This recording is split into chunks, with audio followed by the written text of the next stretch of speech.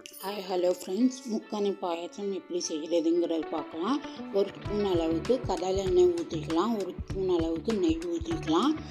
அதுக்கப்புறம் முந்திரி திராட்சை நல்லா வறுத்தெடுத்துக்கலாம். வறுத்த பிறகு முக்கணி நல்லா கட் பண்ணி போட்டு நல்லா வறுத்தெடுத்துக்கலாம்.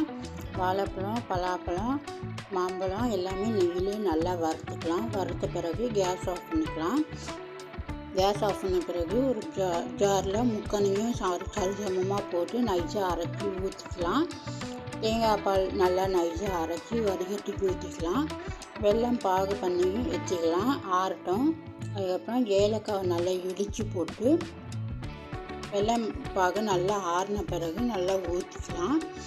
வடிகட்டி ஊற்றின பிறகு நல்லா கிண்டி விட்டு அதுக்கப்புறம் ஃப்ரிட்ஜில் வச்சு கூட சாப்பிட்லாம், இல்லை அப்படியே கூட சாப்பிட்லாம். சம்மர் சீசனுக்கு சூப்பரான சுவையான பாயாசம். நீங்களும் ட்ரை பண்ணி பாருங்கள்.